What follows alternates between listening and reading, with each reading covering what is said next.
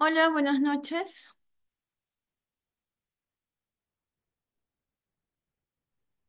Buenas noches, doctora. ¿Qué tal? Buenas noches. Soy la doctora Merino, dermatóloga del Hospital de Bagliati.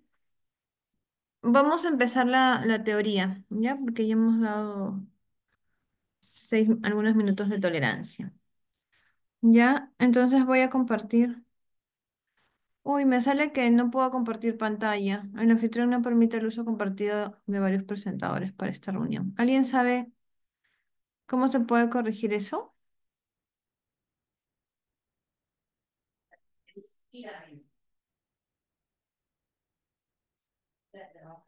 Doctora, tiene que entrar el doctor Cano. Ahorita le estoy diciendo a la delegada que se comunique con él un ratito. Ay, porfa. Ya, gracias.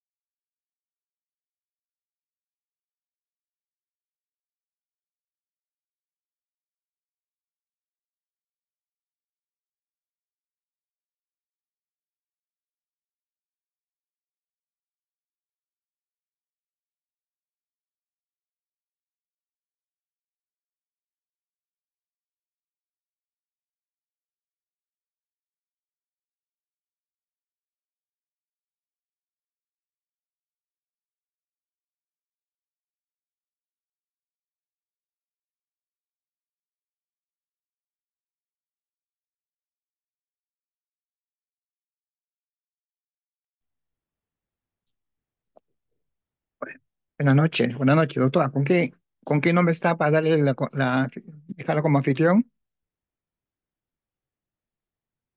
Buenas noches, doctor. Como Natalia Merino. Natalia, doctora, ahí le doy la anfitrión. Ok, gracias.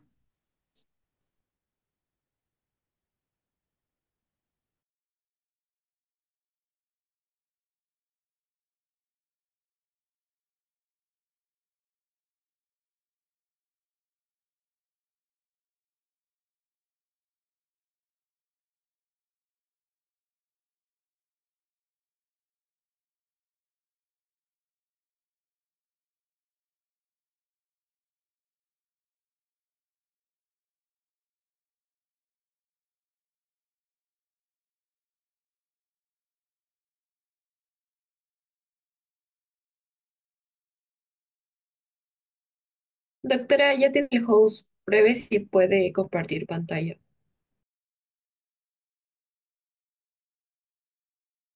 Ok, dame 2 minutos y ahorita comparto. ¿Ya? Gracias.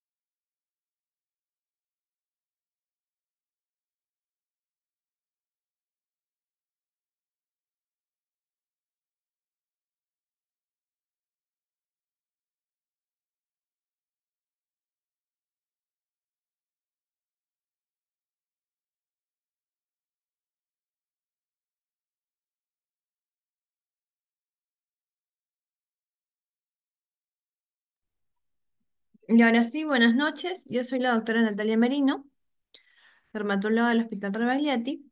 Vamos a empezar la parte de dermatología con la primera teoría, que son lesiones elementales. Entonces, primero hay que ver qué son las lesiones elementales.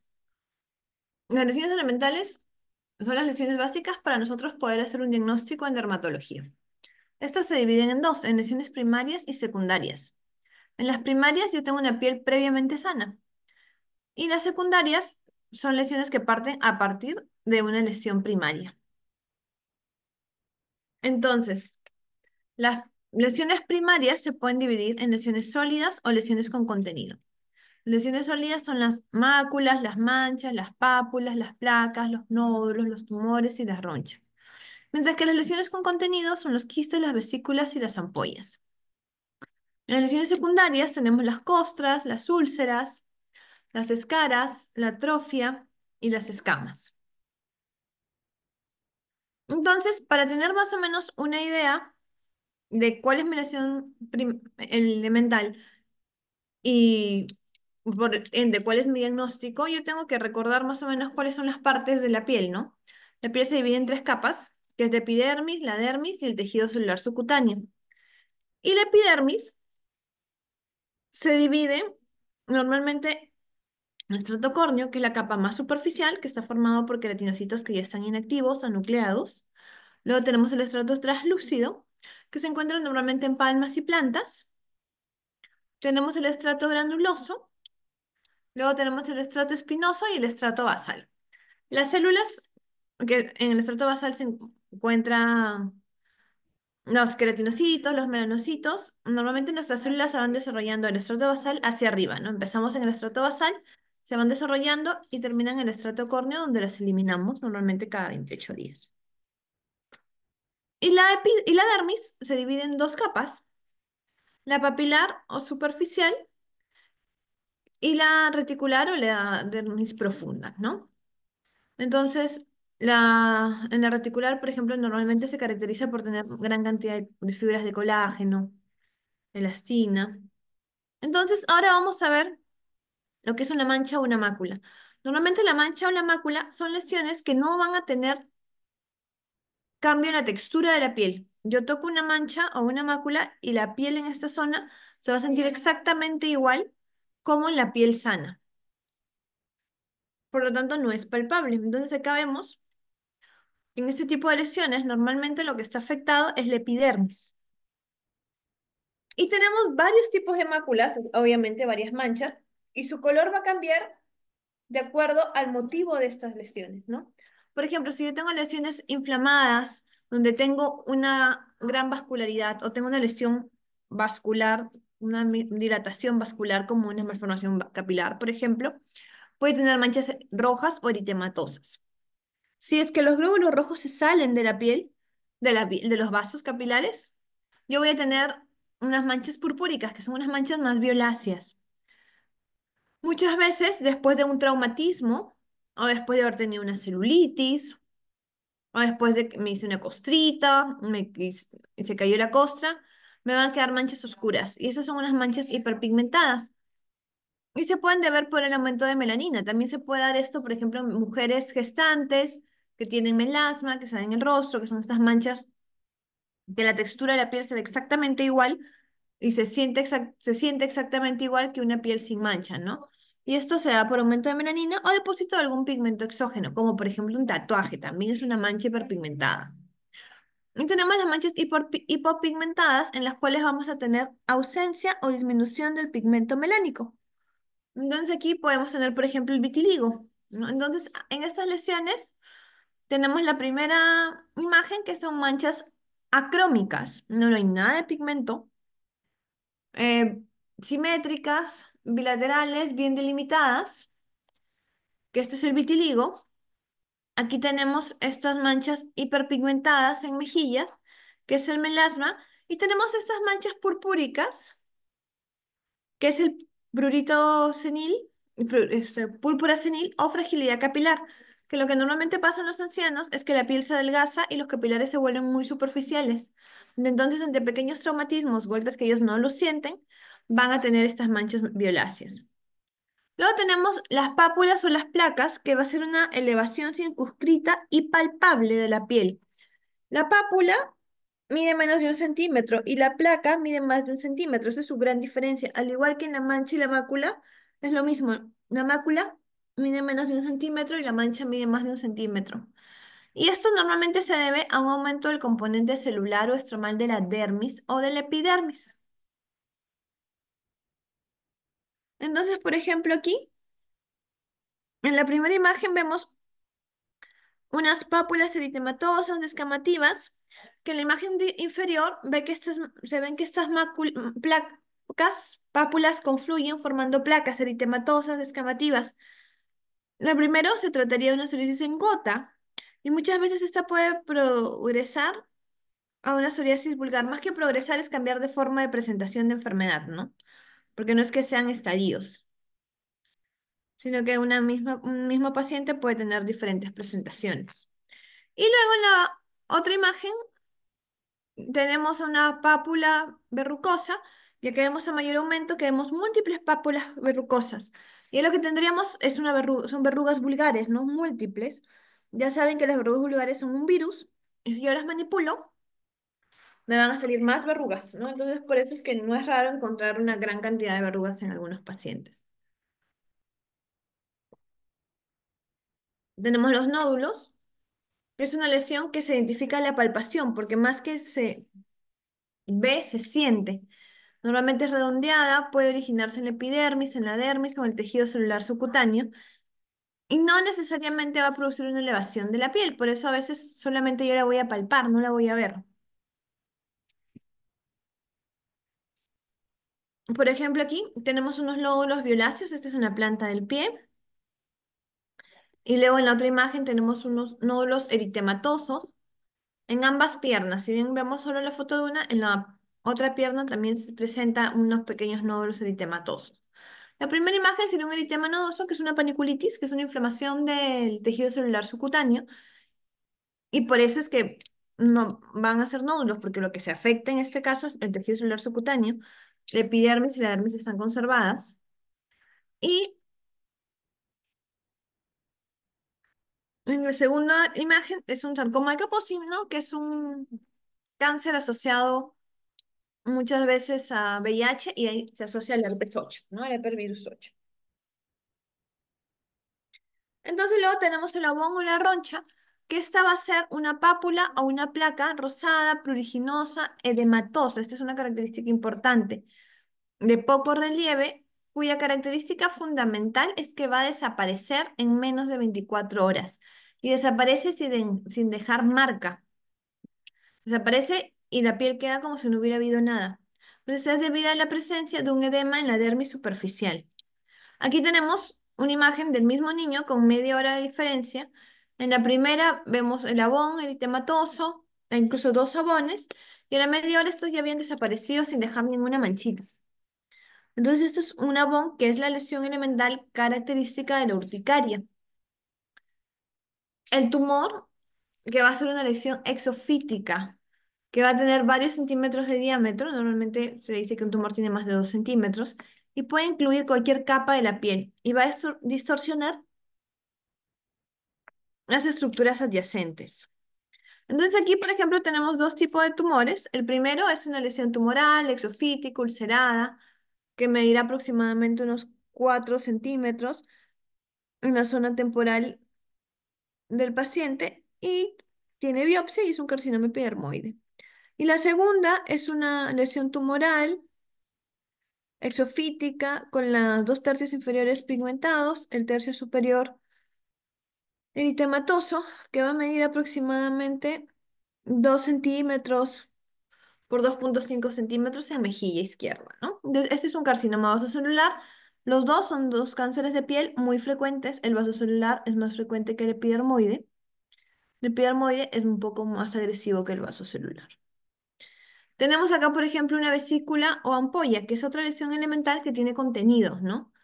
Entonces, esta es una colección de líquido que puede estar localizada en epidermis o en la dermis, cuyo diámetro suele ser inferior de 0,5 centímetros. La vesícula, cuando mide más, se denomina ampolla o fritena. Van a producir una elevación de la piel y su contenido va a ser variable. Puede haber sangre, puede ser un contenido seroso. Y dependiendo de la localización, va a ser la estabilidad de la ampolla. Si la ampolla es, por ejemplo, formada en la epidermis, va a ser una ampolla que nosotros no la vamos a ver. ¿Qué quiere decir? Que se va a romper la ampolla y yo voy a ver una herida, como pasa, por ejemplo, en el pénfigo vulgar o en el pénfigo foliáceo. Pero si la ampolla es más profunda, por ejemplo, si es con el pemfigoide, que es subepidérmica, ahí sí yo voy a ver ampollas tensas, entonces sí voy a ver la ampolla formada. Entonces aquí tenemos, por ejemplo, dos imágenes de ampollas o vesículas. La primera son unas vesículas pequeñas, confluyentes, con contenido seroso, y la segunda son unas vesículas tensas con contenido serohemático. La primera es la varicela y la segunda es un pemfigoide ampollar que se caracteriza por sus ampollas tensas, ¿no? Ay.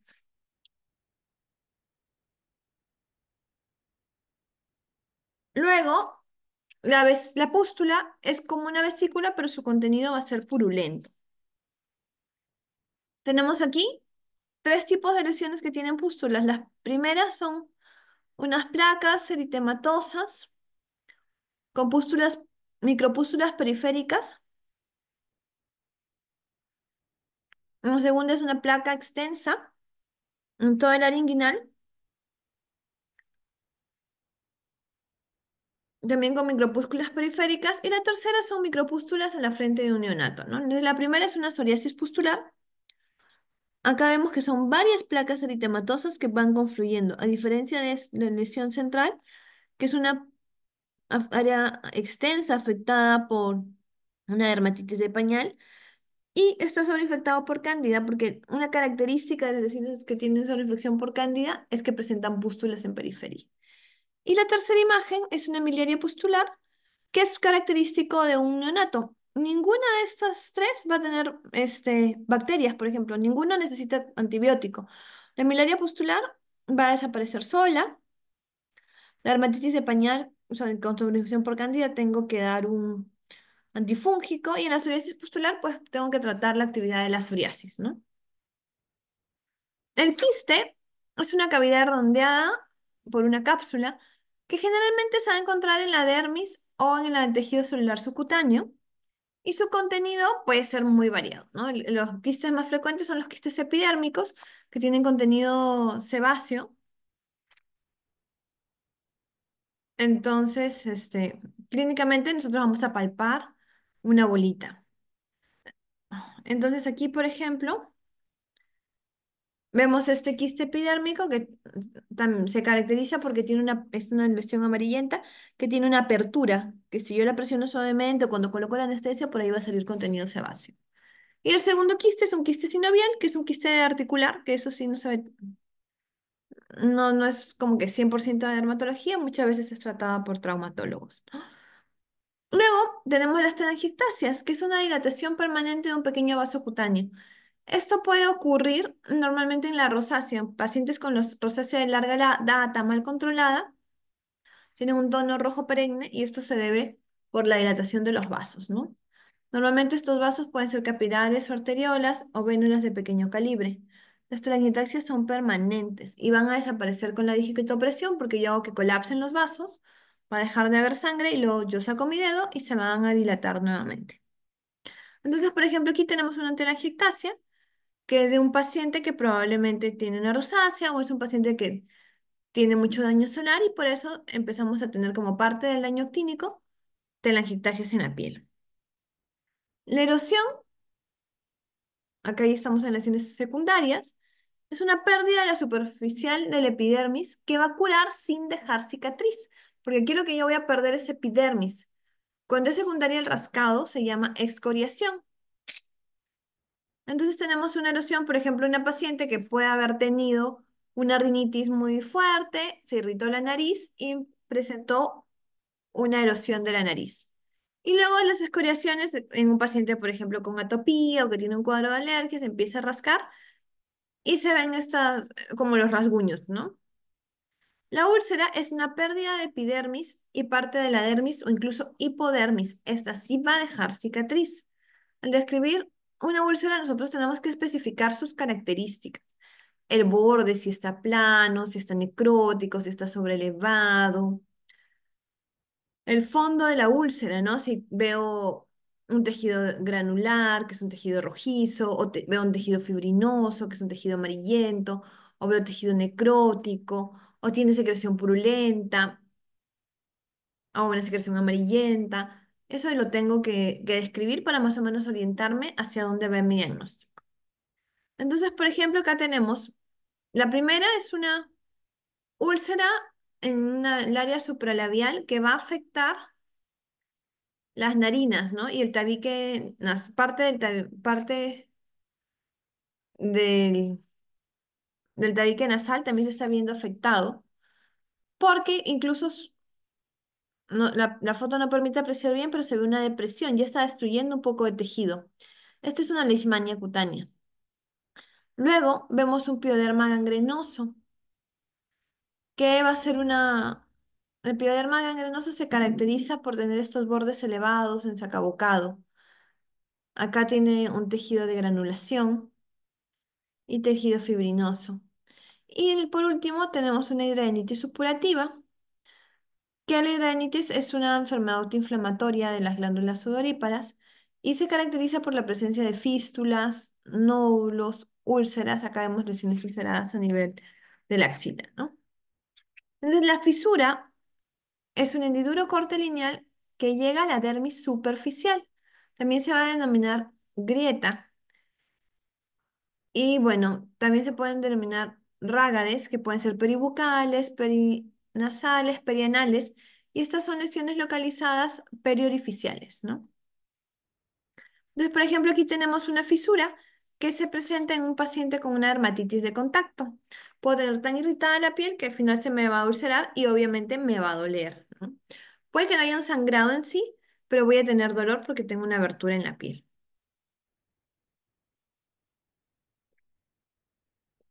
La escama son láminas de queratina en el estrato córneo que se acumulan sobre la piel por exceso de producción o por dificultad en el desprendimiento.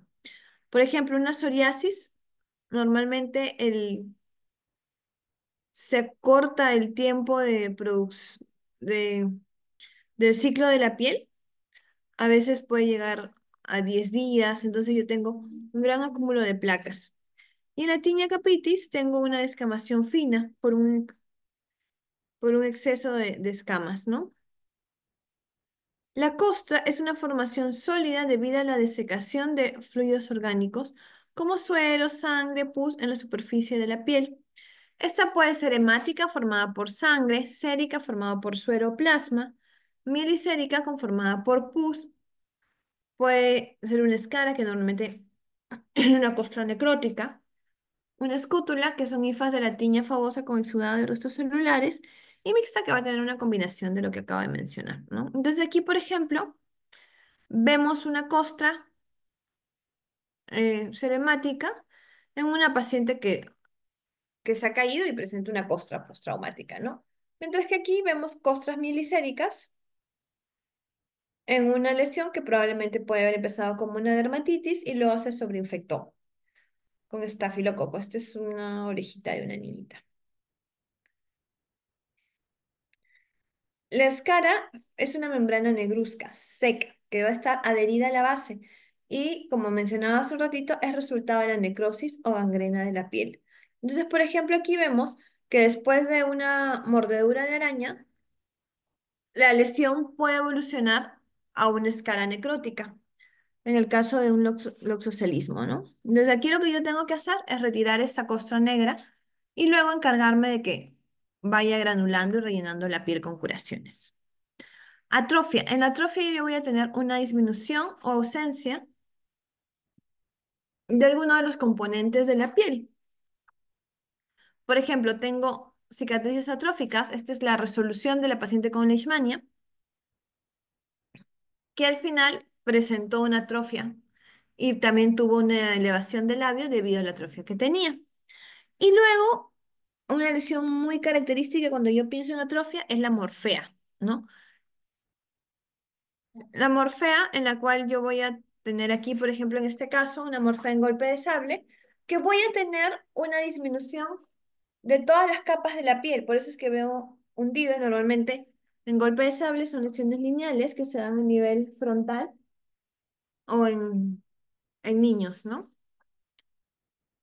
Entonces las cicatrices van a aparecer como resultado de la reparación de una pérdida de sustancia de la piel que ha llegado a la dermis. Acuérdense que la epidermis, si yo solo tengo afectado la epidermis, es muy poco probable que me quede una cicatriz. Entonces las cicatrices pueden ser atróficas, como la que vimos hace un ratito post-leishmania. La piel es delgada, deprimida, nacarada e hipopigmentada. En algunos casos va a presentar un fino plegamiento. Las cicatrices hipertróficas son lesiones elevadas que van a tener el mismo color de la piel, o sea, eucrómicas o rosadas, y tienen una consistencia dura, cuyos márgenes van a corresponder a los de la zona injurada de forma inicial. Entonces, una cicatriz hipertrófica simplemente es la cicatriz que yo tenía previamente, es más gruesa. Y una cicatriz queloide tiene características similares a la hipertrófica, pero se caracteriza por una mayor extensión. Sus márgenes van a sobrepasar la zona injurada de forma inicial.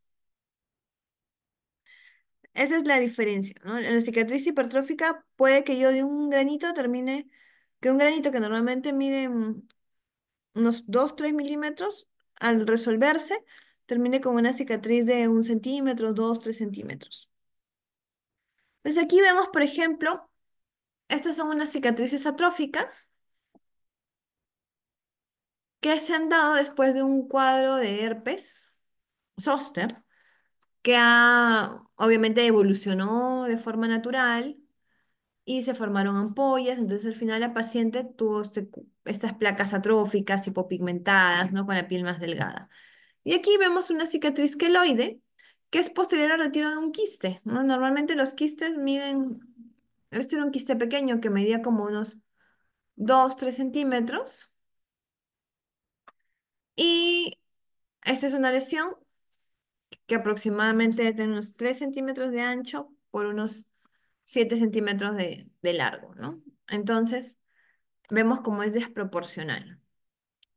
La esclerosis va a ser un endurecimiento difuso o circunscrito de la piel, más palpable que visible y puede ser debida a un edema, a una infiltración celular o un aumento de colágeno de la dermis o en la hipodermis, ¿no? Algo característico de la esclerosis también es la morfea, en la cual yo voy a ver, clínicamente la morfea se puede ver como una mancha, nosotros podemos pensar que es solo una mancha hiperpigmentada, pero cuando palpo la piel, esta va a estar más dura que en el área de piel normal. Luego también tenemos las fístulas, que es un orificio cutáneo puntiforme con un drenaje de líquido. Y va a ser una comunicación entre una cavidad y otra, o una cavidad y la piel.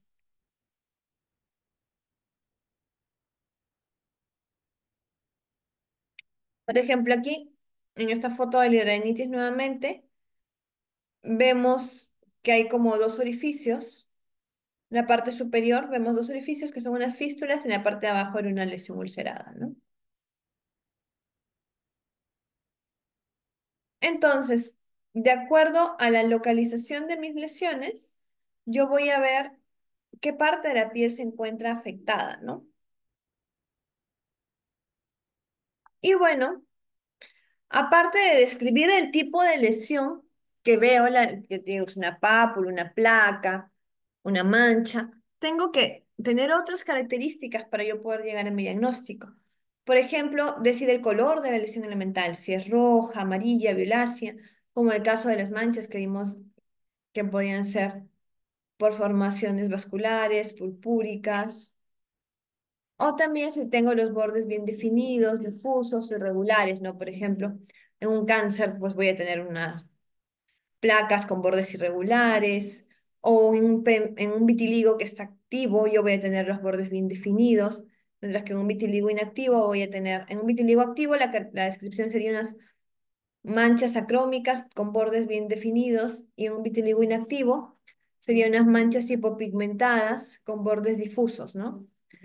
La forma de las lesiones, si son ovaladas, si son umbilicadas, como por ejemplo en el molusco, si forman lesiones anulares, como por ejemplo en un eritema multiforme, si son poligonales o si son policíclicas, ¿no? Eso en realidad va a depender mucho para yo poder tener un diagnóstico, ¿no? Si tengo una lesión o múltiples lesiones, no es lo mismo tener una placa eritematosa descamativa única, que puede ser hasta un cáncer de piel en la pierna, o tener múltiples placas eritematosas, descamativas, infiltradas, que puede ser una psoriasis, ¿no? No es lo mismo tener múltiples vesículas agrupadas a nivel, no sé, del área glútea, que puede ser un herpes, o a tener múltiples vesículas diseminadas en todo el cuerpo, que puede ser una varicela, ¿no? Entonces, si van a confluir o no, la distribución, si van a ser simétricas, pero como por ejemplo en la foto del vitiligo, si están en áreas fotoexpuestas, yo asumo que tiene que activarse con la exposición solar. Están en lugares de presión, como una escara. Si tienen localización perifolicular, por ejemplo, a veces tengo, no sé si es acné o es una foliculitis, entonces veo y veo los folículos están afectados. Si no cumple ningún patrón, si sigue algún dermatoma, como por ejemplo en un herpes zóster, ¿no? Si siguen las líneas de Blaschko, que son unas líneas imaginarias por donde migran nuestros genes, que por ejemplo hay enfermedades como Blaschquitis. Entonces, la disposición, patrones y distribución. Estas son las líneas de Blaschko, que les decía que van a representar las migraciones y elongamientos de la epidermis y del mesénquima embrional. Las líneas de Blaschko son líneas en S, ¿no? Que no, si no sabes que existen, en realidad tú puedes ver un patrón de estas líneas y no lo vas a pensar. Normalmente son líneas en S y que se pueden ver inflamadas. Por ejemplo, hasta si yo tengo un herpes, un líquen plano o lineal, pueden seguir las líneas de Blaschko. Blaschquitis, que simplemente a veces se me inflama estas líneas. Un líquen estriado también. Entonces, podemos ver si son lesiones lineales, ¿no? Si tienen un patrón esporotricoide, que es la expresión de una diseminación linfática de la enfermedad. Y eso, aparte de verse en la esporotricosis, también lo puedo ver, por ejemplo, en la leishmania. Si tiene un patrón susteiforme, que es el prototipo de distribución neural, y también se puede ver en el vitiligo y en el sarcoma de Kaposi.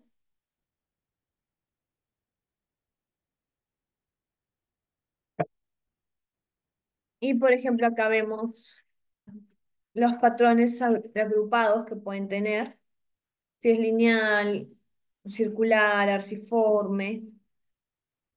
Aquí vemos, por ejemplo, en la lineal, normalmente está en la fitofotodermatosis, que la fitofotodermatosis es una enfermedad en la cual en mi piel va a caer una sustancia que va a irritarme, como por ejemplo, no sé, contacto con alguna planta, contacto con limones, luego yo me expongo al sol y me queda manchada la piel, ¿no?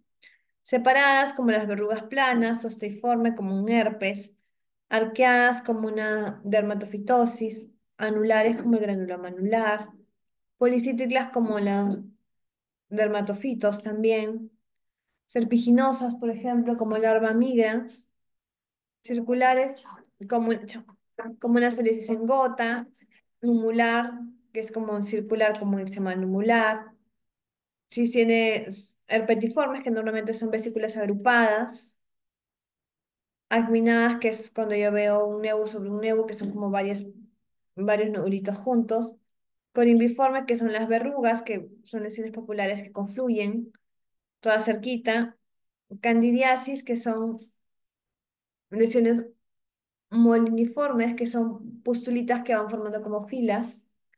Entonces acá vemos los diferentes patrones que pueden tener las lesiones elementales.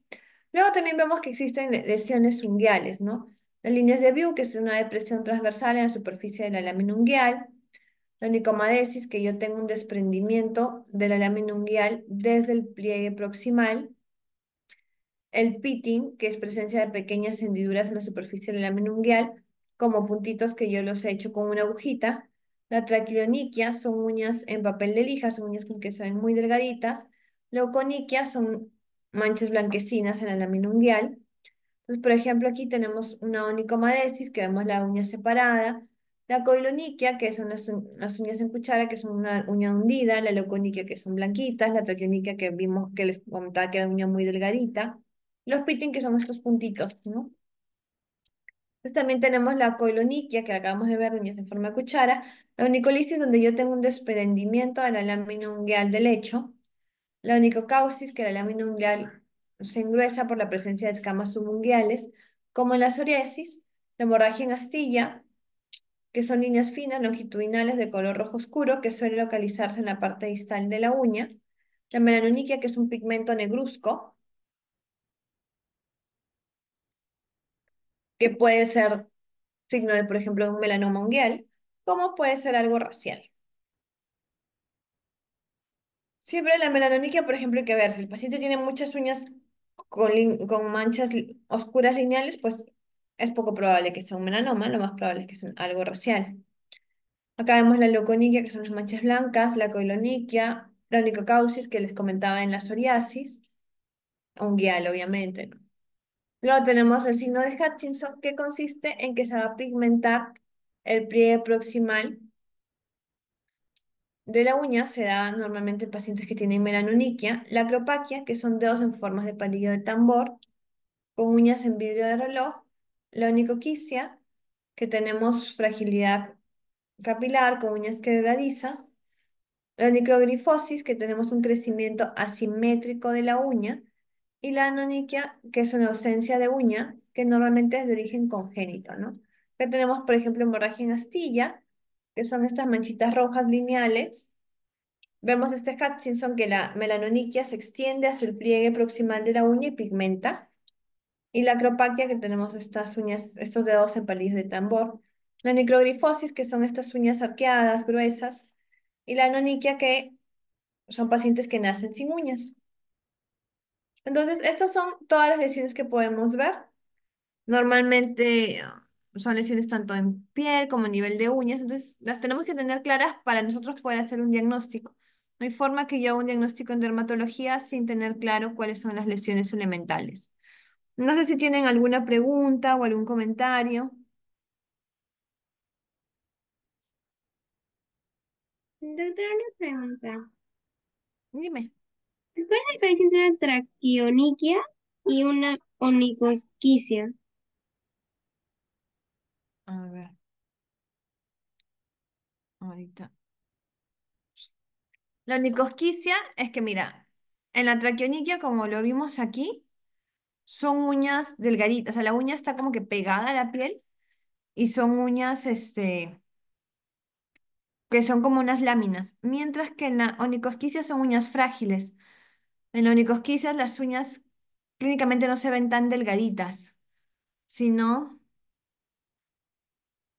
este, pues, sino que están básicamente un poquito más delgadas y se ven como estrías lineales que se pueden romper con facilidad. Mientras que en la traqueoniquia la uña está como que pegada a la piel, pero en lámina, no es una uña que no es que no es que vaya a crecer mucho tampoco. Mientras que las uñas frágiles son uñas delgaditas que se van a desprender un poco. Se puede ir desprendiendo esta capa por capa, pero no se ven tan como láminas en la otra. A ver, estoy viendo si encuentro una foto. Espérate un ratito.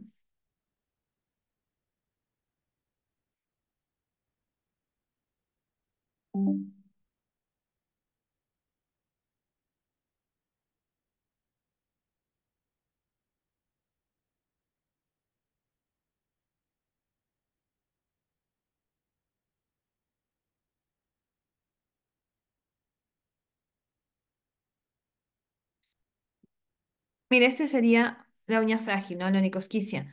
¿Ves que simplemente es una uña que aparentemente se ve normal, pero tiene como que la uña se ha dividido por capas y se está despegando sus capitas, como que se rompe con facilidad? Mientras que en la traqueoniquia, mi uña se ve totalmente distinta. ¿Ves? Se ve como totalmente pegada a la piel, irregular. No es una uña que yo pueda ni siquiera palpar por completo o levantar por completo. No sé si viste más o menos la diferencia clínica. Sí, doctora, gracias. Ok. ¿Alguien más tiene alguna duda?